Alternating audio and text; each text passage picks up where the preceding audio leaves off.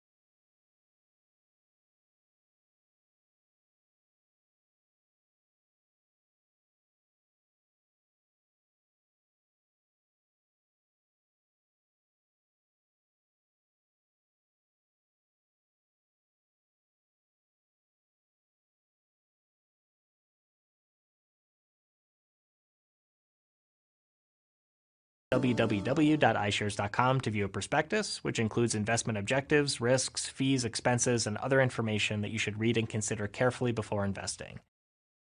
So there you guys have it. Now, with this ad, I can't help but to feel as though they are trying to persuade the general public to go out, get Bitcoin through BlackRock, which again, yeah, it's an advertisement. That's the overall view of it.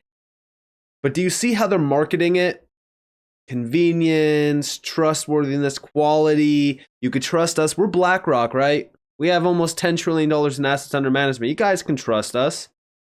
They're also selling the idea of Bitcoin, right? Bitcoin has been around forever. It's been the number one crypto. It's dominant over the entire space. I can't help but to feel as though this is a major trap for the retail sector. I also can't help but to feel as though it's a major distraction. BlackRock is not our friend. And I feel as though far too many are looking for these institutions to pump our bags. 99% of the space that is persuaded by greed is missing out on the big picture here. A lot of these big players, they've been in this space. They've been manipulating this space for a while. Now they're launching products. So what does that tell you? Remember, BlackRock has almost $5 trillion in assets under management as of June 30th of 2023. They own a very large percentage of all major companies out there. They are major players of the game. And when I say the game, I mean real life monopoly. It's a monopoly system that is fully controlled by specific players. When you look at the top 25 equity holdings of BlackRock, and this is a recent report, this is as of Q1 of 2023, so it's not extremely recent, but this is still a very significant chart to look at. You can see their equity holdings from JP Morgan to P&G to Apple and beyond. They control markets. They control media companies. But also, even if we go over here, we can see some of the large players that control most. State Street, Vanguard, BlackRock. This is not new news, right? Everyone knows about this and has known about this for a while. But what I find so interesting about this is how everyone now is looking at the ETF hype. Everyone's looking at BlackRock. Everyone's now being persuaded to go and invest into Bitcoin. Avoid all the other ones. Bitcoin's it's the safest one because it has retained its number one spot. It's the dominant player. Oh, by the way, don't just invest off of Coinbase or Binance. No, invest through BlackRock because BlackRock's the most trusted player out there. They're the largest asset manager. You can trust BlackRock. Do you see what's happening? Now, also, what's very interesting about all of this, let's go back in time a little bit. This is 2018. This is a post regarding XRP and Ripple. And I'm honestly not clear how it can be argued. Ripple is decentralized like Bitcoin, meaning they're calling Ripple, aka XRP, centralized. Now, Chad Steingraber actually found this post, and he responded, said, BlackRock will own majority of Bitcoin miners. They will take all remaining newly mined Bitcoin. They will own a majority of the supply of Bitcoin. They will sell its ETF to the world. BlackRock is in control now. And yeah, I hate to be that guy, but I really do believe that BlackRock, at this point in time, is beginning their control of crypto. This is their campaign. They have now infiltrated the market. Now, they have been manipulating this market for a while. We know this. Same with JP Morgan. But now they are here. And they will pull the strings. Beyond this, what I find very interesting is now all of the asset managers are lined up too. Again, from Chad Steingraber, he's actually quoting this post. Biggest asset managers in the world going Team Crypto. Fidelity homepage. Look at this. Fidelity Wise, Origin Bitcoin Fund. Easier exposure to Bitcoin without buying Bitcoin directly. It's all about trying to make it as easy as possible to get in on Bitcoin. And I'm just questioning this. Like, what do you think is going on? Because again, we addressed the idea of the CBDC, right? We've talked about the CBDC in the past, how they're going to market it as, oh, now your money's digital. Now it's a lot more secure. It's a lot safer. Oh, it has all these benefits to it. It's great. It's this, whatever. I can't help but to feel as though that's what we're seeing right now, except in the form of Bitcoin, where these big players like Fidelity or, BlackRock are now saying, hey, you can now jump in on Bitcoin in the easiest way possible in a very secure way because guess what? We're Fidelity, we're BlackRock. You now have the opportunity to do this. But also, this is all we have been seeing all over X and all over YouTube and all over mainstream media is Bitcoin, Bitcoin, Bitcoin, Bitcoin. And the question that I have is what's really going on? In my previous video, we talked about tokenization and XRP, right? Here's a post from RizXRP, and this is Robert Mitchnick, ex-Ripple employee, head of global digital assets at BlackRock, knows nothing about XRP, a token working with banks globally. This is from RizXRP. Chad Steingraber is actually quoting this and saying, ex-Ripple Robert Mitchnick, who is the head of global digital assets for BlackRock, who also co-wrote the XRP value model, but somehow Larry Fink knows nothing about it. Don't let them fool you. The salesman knows exactly what XRP is. Smile. Listen closely to this.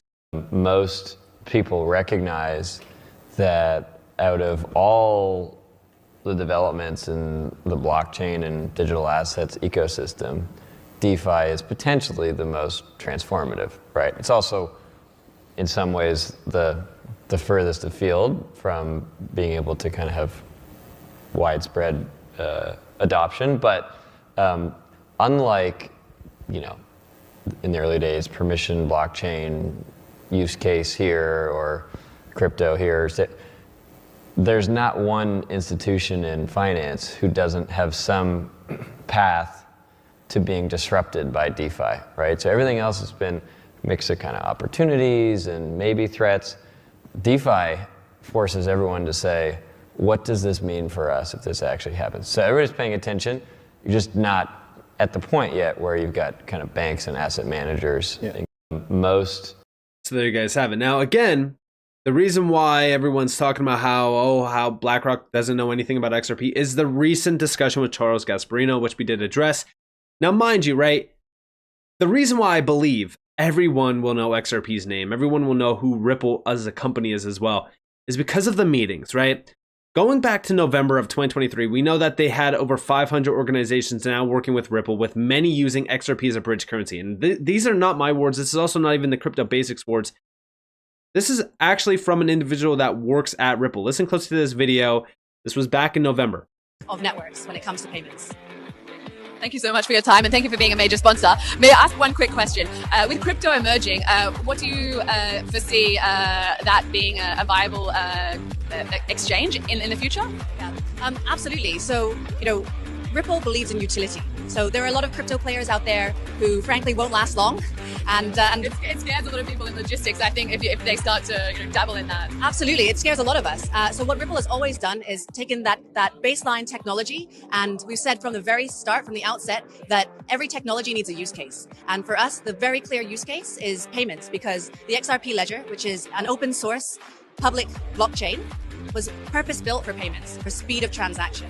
So we absolutely see it. Over 500 organizations are working with us today, and many of them are using XRP at the heart as a bridge currency. So that is already happening, and we see much more coming. And there you guys have it. And again, this was back in November, right? So everyone knows how big the payment inefficiency problem is right now around our global financial system. We have been addressing this for years now, and I feel as though a lot of people think that this is going to happen overnight. It's going to happen so fast. No, it takes time. Listen, when we are talking about the disruption to the global monetary system, an actual global monetary system being revolutionized by DLT and blockchain, this is going to take time. But when we really look at that, right, let's look at what happened in 2023. We had Ripple join the BIS. This is the Cross-Border Payments Task Force. This was back in August 2023, right after the lawsuit win, clearing XRP as a currency. And this is all to enhance cross-border payments and meet the quantitative targets for the cross-border payments endorsed by the G20. This is a massive move on par with what we have been addressing around Ripple and XRP for so long about cross-border payments and how big this market is and how big of an opportunity it is to streamline payment technology and make sure that these cross-border payments that everyone relies on, or at least most of the larger players out there, and it's a global thing, 24/7, 365, we need to make sure that they're efficient and brought up to the standard of the, new age technology revolution. Because again, payments are still not instantly settled. Payments are still in an inefficient, antiquated model. They need to be revolutionized. They need to be brought into, the new age of this digital revolution happening. I mean, think about it, right? We have all of this new tech, but payments are still settled in 3 to 5 days, or possibly even, 7 to 9. And the fees on them is ridiculous. I mean, at the end of the day, payments should be instantly settled. There's no excuse. But that's why we look at crypto. That's why we look at blockchain and DLT and we say, well, this is actually a huge efficiency that blockchain and DLT is solving. And that's why when we look at Ripple being on this group, this task force membership group under financial infrastructures, it's crucial to note how big of a move this was. But also go back in time, right? Remember this, back in 2018, this is the Swiss National Bank Conference. Utility Theory posted this, talking about Ripple's mission to revolutionize the banking industry by removing pre-funding liquidity requirements and using blockchain as a payment settlement layer. And remember who was here, right? This is the Director of Monetary Markets, IMF. This is Christine Lagarde. This is the Chairman of Saudi Arabian Monetary Authority, the Chief Executive of Hong Kong Monetary Authority. And then you have Brad Garlinghouse. And this is Tobias Adrian on the left, the Director of Monetary Markets, IMF.